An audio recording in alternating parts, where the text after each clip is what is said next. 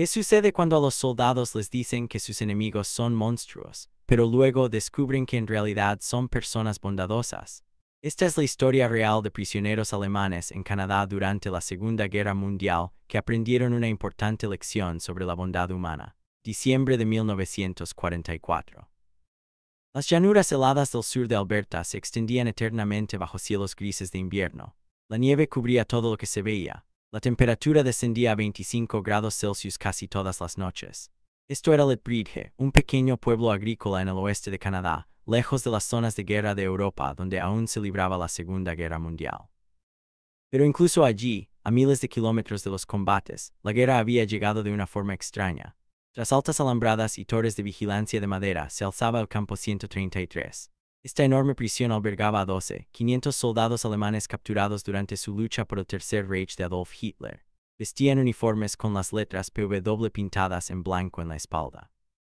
Vivían en largos edificios de madera que se extendían por la llanura como hileras de cajas de cerillas. En cada esquina se alzaban torres de vigilancia, con soldados canadienses portando fusiles. Este era ahora el hogar de miles de hombres que jamás imaginaron que acabarían allí. Estos prisioneros habían recorrido un largo camino para llegar a este lugar.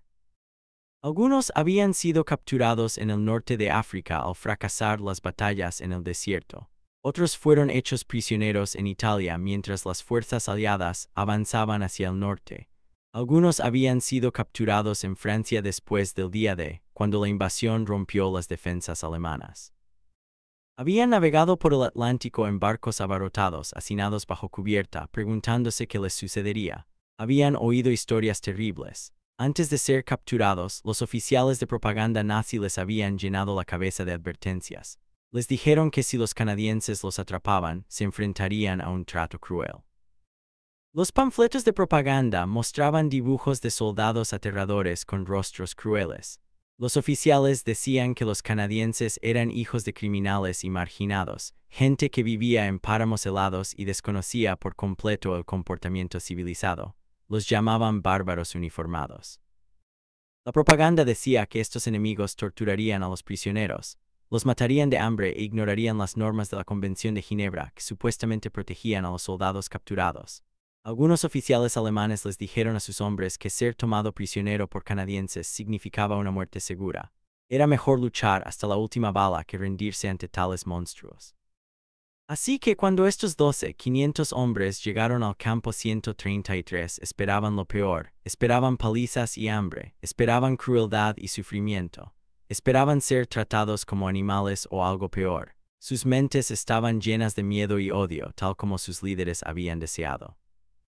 El gobierno nazi había pasado años enseñándoles que los alemanes eran la raza superior, superiores a todos los demás, y que sus enemigos eran criaturas infrahumanas que no merecían respeto. Estas creencias estaban profundamente arraigadas en sus corazones, pero desde el primer día algo parecía ir mal, o mejor dicho, algo parecía estar bien de una manera que no tenía sentido. Los guardias canadienses que los registraron en la entrada del campo fueron profesionales y tranquilos. No fueron precisamente amables, pero tampoco crueles. Verificaron los nombres, asignaron dormitorios y explicaron las reglas del campo con palabras claras y sencillas. Nadie fue golpeado, nadie fue torturado. Los prisioneros estaban confundidos, pero permanecieron en silencio, esperando a que comenzara el verdadero tratamiento. Los dormitorios también los sorprendieron. Sí, eran sencillos edificios de madera con hileras de literas, pero tenían calefacción. Estufas de hierro en el centro de cada edificio quemaban carbón y mantenían una temperatura agradable.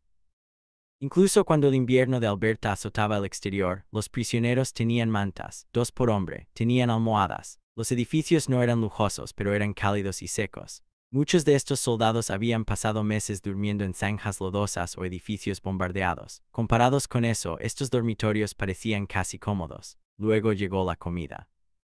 En su primer día completo en el campo, los prisioneros formaron fila en el comedor esperando una sopa aguada y pan duro, la clase de comida que conocían de los últimos años de la guerra en Alemania.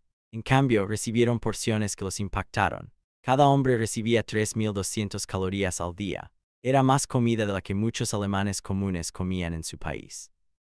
Las comidas incluían carne de verdad, patatas con mantequilla, verduras frescas y pan blanco hecho con harina de trigo de verdad. no la mezcla de aserrín que se hacía pasar por pan en la Alemania de la guerra. Algunos prisioneros pensaron que era una trampa, que esta abundancia de comida solo duraría unos días antes de que comenzara la hambruna. Pero la buena comida seguía llegando, comida tras comida, día tras día. Los paquetes de la Cruz Roja también llegaban con regularidad. Estos contenían chocolate, cigarrillos, café y otras pequeñas delicias. Los prisioneros podían enviar y recibir cartas desde casa, aunque el correo tardaba meses en llegar. Podían trabajar en granjas cercanas y ganar poco dinero. Tenían acceso a un hospital del campo con médicos y medicinas de verdad. Incluso había una biblioteca con más de 2,000 libros y equipo para deportes y aficiones. El trato profesional continuó. Los guardias que maltrataban a los prisioneros se enfrentaban a castigos de sus propios oficiales.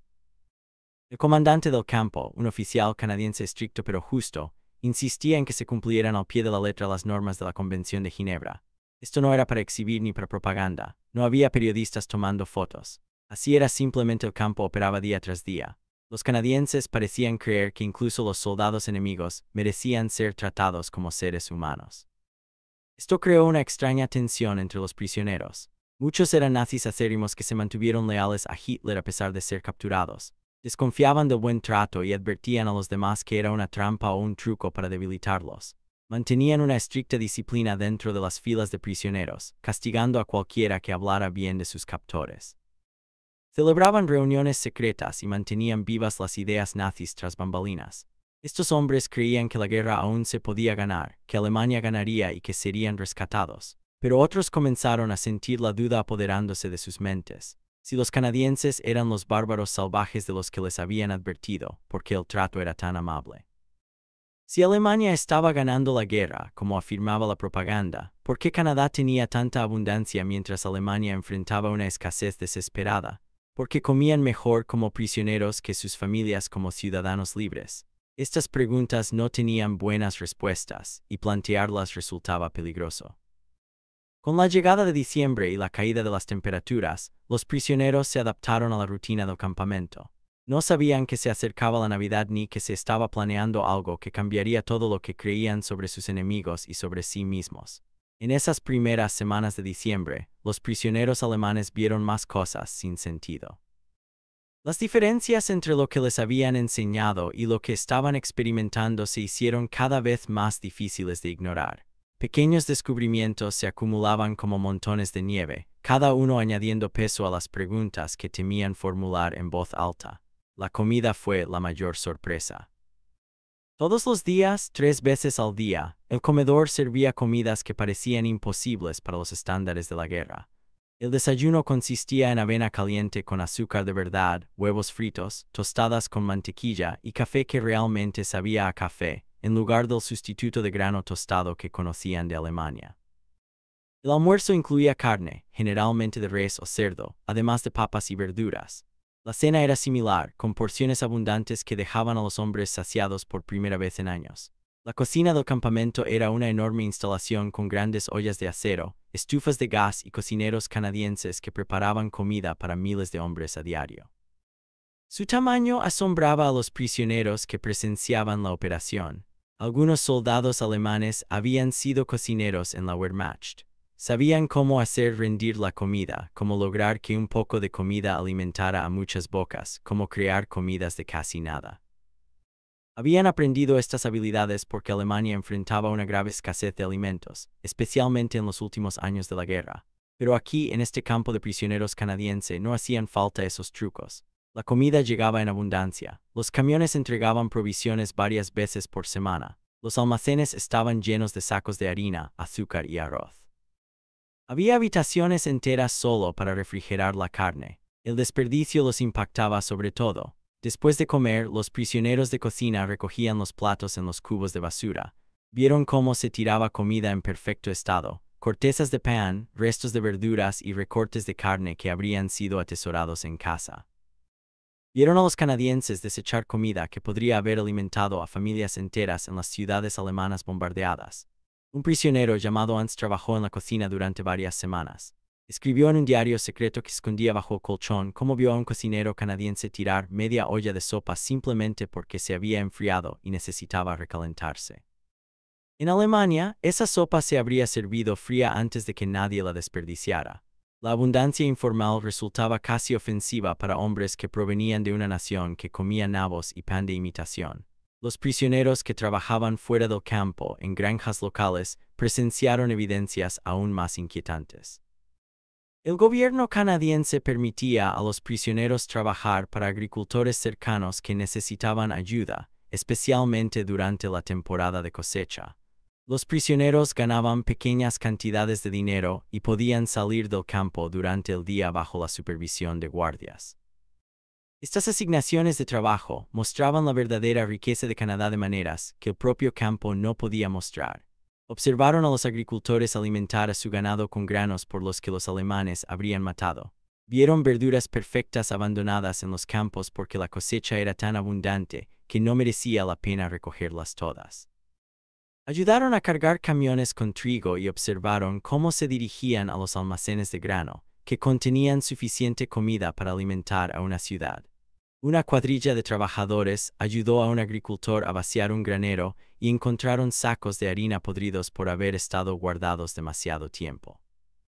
El agricultor tenía tanta harina que una parte simplemente se había olvidado y desperdiciado. Los prisioneros alemanes se quedaron allí, contemplando la harina echada a perder, pensando en sus madres y hermanas haciendo cola durante horas para conseguir comida solo para conseguir una pequeña cantidad. Las máquinas y el equipo también los impactaron. Estos prisioneros creían en la superioridad alemana, en la idea de que la ingeniería y la eficiencia alemanas eran líderes mundiales. Pero la maquinaria que vieron en las granjas canadienses y en los pueblos cercanos contaba una historia diferente. Los tractores eran más nuevos y potentes que los alemanes. Los camiones estaban por todas partes, tan comunes que los canadienses parecían darlos por sentados. En Alemania, incluso los militares tuvieron dificultades para encontrar suficientes vehículos. Aquí cada granja tenía varios camiones, cada negocio tenía vehículos, las carreteras estaban llenas de ellos, la infraestructura hablaba aún más fuerte. El campo 133 contaba con iluminación eléctrica en todos los edificios. No solo con unas pocas luces, sino con sistemas eléctricos completos que funcionaban a toda hora. Los prisioneros podían accionar interruptores y las luces se encendían, así de simple. Muchas ciudades alemanas ahora permanecían a oscuras porque las centrales eléctricas habían sido bombardeadas o carecían de combustible. El campo también contaba con agua caliente para las duchas 2 veces por semana. Duchas con agua caliente y jabón, la plomería funcionaba, los inodoros funcionaban. Parecían detalles insignificantes, pero representaban un nivel de funcionamiento normal que Alemania había perdido. La atención médica fue quizás la diferencia más profunda. El hospital del campo contaba con médicos de verdad, médicos capacitados que trataban a los prisioneros como pacientes reales, no como bajas enemigas. Tenían anestesia para las cirugías, no las operaciones de emergencia que se realizaban en el frente. Tenían antibióticos, esos medicamentos milagrosos que podían detener las infecciones. Tenían máquinas de rayos X, instrumental quirúrgico y vendajes limpios. Los prisioneros que enfermaban recibían atención médica de verdad. Un prisionero llamado Friedrich tenía una muela en mal estado que le había molestado durante 2 años. El dentista del campo se la extrajo y le dio un medicamento para el dolor. Friedrich nunca había recibido tal atención, ni siquiera cuando era un soldado libre al servicio del Reich. Las instalaciones de diversión y aprendizaje añadían aún más confusión. La biblioteca del campo albergaba más de 2000 libros, muchos de ellos en alemán. Los prisioneros podían sacar libros prestados y leer en su tiempo libre. Había material deportivo para fútbol y otros juegos. Había materiales para carpintería, arte y música. El campo permitía a los prisioneros formar orquestas y grupos de teatro. Podían tomar clases para aprender nuevas habilidades. No eran vacaciones y nadie pretendía que lo fueran, pero tampoco era el brutal encarcelamiento que esperaban. Todo esto creó una crisis en las mentes de los hombres pensantes. Los nazis más duros del campo insistían en que el buen trato era una treta, una forma de ablandar y debilitar a los prisioneros. Decían que la abundancia era temporal, que Canadá colapsaría pronto, al igual que los demás enemigos de Alemania. Celebraban reuniones secretas en los dormitorios después de apagar las luces, recordando a todos su deber hacia el Führer y amenazando a cualquiera que hablara bien de sus captores. Mantenían la disciplina mediante el miedo y la violencia cuando era necesario. pero las diferencias seguían acumulándose. Si los canadienses eran bárbaros infrahumanos porque tenían mejor tecnología, más alimentos y una industria más fuerte que la raza dominante. Si Alemania ganaba la guerra, porque la población alemana se moría de hambre mientras que en los campos de prisioneros canadienses había abundancia. Si las ideas nazis sobre la superioridad racial eran correctas, porque la evidencia las contradecía constantemente. Estas preguntas se intensificaban en los momentos de silencio, en los espacios entre la propaganda y la realidad. Los presos no hablaban abiertamente de estas dudas porque era peligroso, pero las dudas estaban ahí, cada día más fuertes, esperando que algo las sacara a la luz. El 23 de diciembre, durante el pase de lista vespertino, se hizo un anuncio. El comandante del campo se encontraba al frente del área de reunión, acompañado de un oficial canadiense que hablaba alemán.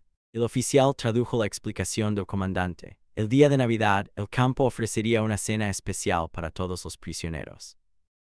Los soldados y el personal canadienses estaban organizando un festín navideño como Dios manda. Todos los prisioneros estarían invitados. El comedor estaría decorado y habría comida tradicional festiva. El anuncio fue breve y sencillo, pero provocó rumores confusos entre los hombres reunidos. Los nazis más acérrimos afirmaron inmediatamente que se trataba de propaganda, una treta para que los prisioneros parecieran felices por las fotografías que se usarían contra Alemania. Advirtieron a todos que desconfiaran, que comieran la comida si se la ofrecían, pero que no mostraran gratitud, que no les dieran a los canadienses nada que pudieran usar. Pero otros prisioneros sintieron algo diferente en el pecho, algo que casi habían olvidado. Parecía esperanza, o tal vez solo curiosidad por lo que sucedería. El día siguiente, Nochebuena, llegó con temperaturas aún más bajas de lo habitual. El viento aullaba sobre la pradera, trayendo nieve que picaba la piel expuesta como pequeñas agujas. Dentro de los edificios para dormir, los prisioneros se acurrucaban cerca de las estufas, pensando en su hogar. Muchos recordaban las celebraciones navideñas de antes de la guerra, cuando sus familias se reunían alrededor de mesas cálidas con velas y canciones. Esos recuerdos parecían pertenecer a otras personas que vivían en un mundo diferente. Ahora eran prisioneros en una tierra extranjera, a miles de kilómetros de todos sus seres queridos, esperando que terminara una guerra que parecía que podría durar eternamente. Los prisioneros esperaban que el día de Navidad transcurriera como cualquier otro día en el campo, a pesar del anuncio. Quizás la comida sería un poco mejor, quizás tendrían algunas horas extra de tiempo libre. Quizás los guardias serían menos estrictos con las pequeñas reglas, pero nadie creía realmente que algo especial sucedería. Esto era un campo de prisioneros y ellos eran soldados enemigos. La Navidad era solo una fecha más en el calendario, otro día para sobrevivir hasta que pudieran volver a casa. La mañana de Navidad llegó despejada y muy fría. Los prisioneros siguieron con su rutina matutina habitual, lavarse, pasar lista y desayunar. Pero en todo el campo se respiraba una energía inusual. Los hombres hablaban en voz baja sobre la cena. Algunos se preguntaban si realmente se celebraría o si el anuncio había sido un error. Otros intentaban recordar la última cena navideña de verdad que habían tenido, cuando el mundo tenía sentido. Por la tarde, los presos asignados al comedor fueron llamados temprano para ayudar con los preparativos. Lo que encontraron dentro los dejó completamente impactados. La larga sala se había transformado de la noche a la mañana. Ramas de pino colgaban de las vigas del techo, impregnando el aire con su aroma penetrante y limpio. Los canadienses habían hecho adornos de papel y madera, adornos sencillos que reflejaban la luz de las bombillas eléctricas colgadas del techo. Las largas mesas, generalmente de metal o madera, estaban cubiertas con manteles blancos. Cada puesto tenía un plato de verdad en lugar de la típica bandeja de comida. Incluso había servilletas dobladas en cada sitio. Parecía el comedor de una casa, no la cafetería de una prisión. La cocina, detrás del comedor, bullía de actividad. Enormes hornos horneaban docenas de pavos, cuya piel se doraba y se tornaba crujiente. El olor que emanaba de aquella cocina era casi insoportable. Olía a comodidad, seguridad, hogar y todo lo que estos hombres habían perdido. El vapor se elevaba de enormes ollas de papas que se trituraban con mantequilla y crema de verdad. La salsa de arándanos burbujeaba en ollas más pequeñas. El pan fresco se horneaba en los hornos junto a los pavos. Los pasteles se enfriaban en todas las superficies disponibles, con sus cortezas perfectamente doradas. Los cocineros canadienses trabajaron junto a los presos voluntarios, enseñándoles a preparar platos navideños tradicionales canadienses. Se preparaba suficiente comida para que cada preso tuviera una ración de festín, no comida de prisión, sino la típica ración generosa que se les daría a los invitados. Cuando llegó la hora de cenar, los prisioneros entraron en grupos al comedor. La vista que los recibió dejó a muchos paralizados. La decoración, los manteles blancos, el olor a pavo asado, la cálida luz de las bombillas, todo creaba una atmósfera especial. Algunos de los prisioneros mayores tenían lágrimas en los ojos, aunque intentaban disimularlas. Parecía Navidad, la Navidad de verdad, la que recordaban de su infancia. Los camareros trajeron la comida en bandejas grandes. Cada preso recibió un plato repleto de pavo, puré de patatas, salsa, relleno, verduras, panecillos frescos con mantequilla y salsa de arándanos. Las raciones eran enormes, de esas que te dejan con sueño y luego te dejan satisfecho. Para hombres que habían pasado años comiendo pequeñas cantidades y sobras, ver tanta comida en un solo plato parecía irreal. Algunos presos simplemente miraban sus platos un buen rato antes de coger el tenedor. Entonces ocurrió algo inesperado. Las puertas del comedor se abrieron de nuevo y entraron oficiales canadienses. No solo uno o dos, sino una docena, incluyendo al mismísimo comandante del campo. No estaban allí para supervisar ni vigilar. Estaban allí para comer. Los oficiales se sentaron en las mesas junto a los prisioneros, justo al lado de los soldados enemigos a los que se suponía que debían vigilar. La sala quedó en completo silencio. Todos los prisioneros observaban atentamente qué sucedía a continuación. Los oficiales canadienses tomaron sus tenedores y comenzaron a comer. Entre bocado y bocado, hablaban con los prisioneros sentados cerca. Algunos oficiales hablaban un poco de alemán. Otros se comunicaban mediante gestos con las manos y palabras sencillas en inglés. Preguntaron por las familias de los prisioneros en sus países de origen. Hablaron de sus propias tradiciones navideñas antes de la guerra. Compartieron historias sobre sus pueblos natales, sus hijos y las cosas que más extrañaron durante la guerra. Trataron a estos soldados alemanes no como enemigos, ni monstruos, ni números, sino como hombres, solo hombres, seres humanos que estaban en el lado opuesto de una guerra terrible. Un oficial canadiense se sentó frente a un joven prisionero llamado Franz, quien había sido miembro de las juventudes hitlerianas antes de unirse al ejército. Franz había pasado 5 años de su vida aprendiendo que estas personas eran inferiores, que eran salvajes que querían destruir todo lo alemán. Lo había creído completamente porque todos a su alrededor lo creían, porque sus maestros, sus oficiales y sus líderes decían que era cierto. Pero ahora, este oficial canadiense, cuyo hermano había muerto luchando contra el ejército alemán en Francia, estaba sentado frente a él preguntándole por las galletas navideñas de su madre. El oficial no tenía por qué hacerlo. No había ninguna razón. Ninguna cámara grabó el momento. Ningún periódico lo publicaría. Era simplemente un ser humano, mostrando bondad a otro ser humano durante una festividad que celebraba la paz y la buena voluntad. Franz escribió más tarde en su diario, que guardaba escondido bajo el colchón de su litera sobre ese momento. Escribió que algo se quebró en su interior durante aquella cena, un muro que se había construido durante años de propaganda y entrenamiento. Escribió que se dio cuenta de que sus enemigos le habían mostrado una dignidad humana más básica en una noche que la que sus propios oficiales le habían mostrado en 5 años de servicio. Los canadienses no tenían por qué ser amables. Tenían todas las razones para odiarlo. Sus amigos, hermanos e hijos habían muerto luchando contra el ejército al que pertenecía Franz. Pero aún así optaron por la amabilidad. Eligieron verlo como una persona en lugar de solo como un enemigo. La cena duró horas. De postre hubo pastel de verdad con relleno dulce y masa hojaldrada. Hubo café y conversación e incluso se cantaron villancicos que todos conocían sin importar el idioma. Durante esas pocas horas, la guerra parecía muy lejana. El alambre de púas y las torres de vigilancia aún los rodeaban, pero dentro de ese comedor decorado, existía algo más, algo que la ideología y la propaganda no podían explicar ni controlar. Los nazis más acérrimos que habían advertido a todos sobre los trucos y la propaganda vieron cómo su autoridad se desmoronaba esa noche. ¿Cómo podían predicar el odio hacia un enemigo que demostraba tanta humanidad? ¿Cómo podían sostener que los alemanes eran superiores cuando estos canadienses, supuestamente inferiores, demostraban un carácter superior al del Reich? Algunos de los nazis leales cenaron en un silencio furioso, pero su silencio furioso no pudo cambiar lo que todos habían vivido.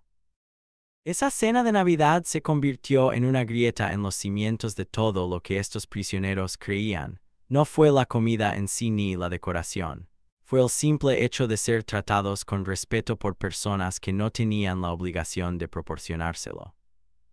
Los canadienses les habían dado algo que el gobierno nazi nunca les ofreció: el reconocimiento de que cada persona tiene valor simplemente por ser humana, sin importar dónde nació ni qué uniforme usara. La guerra en Europa terminó el 8 de mayo de 1945. Las noticias llegaron al campo 133 por radio y periódicos. Alemania se había rendido por completo. Hitler había muerto. El Tercer Reich, que se suponía duraría 1000 años, se había derrumbado tras tan solo 12. Los prisioneros se reunieron en pequeños grupos para escuchar la noticia. Sus rostros reflejaban confusión, alivio y tristeza, todo a la vez. Algunos lloraron, otros guardaron silencio. Algunos se negaron a creer que realmente había terminado. Los nazis más acérrimos insistían en que eran mentiras aliadas, que Alemania resurgiría. Pero sus voces ahora sonaban huecas, incluso para ellos mismos. El proceso de repatriación de prisioneros fue lento. Había millones de desplazados en toda Europa, y los aliados tenían que determinar el lugar de cada uno y cómo llevarlos allí. Pasaron meses con los prisioneros, aún en el campo 133, esperando su turno. Algunos prisioneros no se marcharon hasta 1946. Algunos permanecieron incluso en 1947 porque sus regiones de origen estaban ahora bajo el control de la Unión Soviética, y la situación política dificultaba el regreso. La espera parecía interminable, pero al menos ahora esperaban algo definitivo.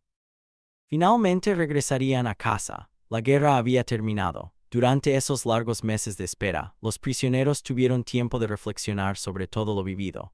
La diferencia entre su entrenamiento nazi y su cautiverio canadiense permaneció fresca en sus mentes. Habían llegado esperando ser torturados y recibieron amabilidad. Les habían enseñado que sus enemigos eran menos que humanos y descubrieron que esos enemigos tenían más humanidad que sus propios líderes. La cena de Navidad permaneció como un recuerdo imborrable, de que muchos presos hablaban en voz baja. Fue un punto de inflexión, un momento en el que las mentiras en las que habían creído comenzaron a desmoronarse bajo el peso de la simple decencia humana.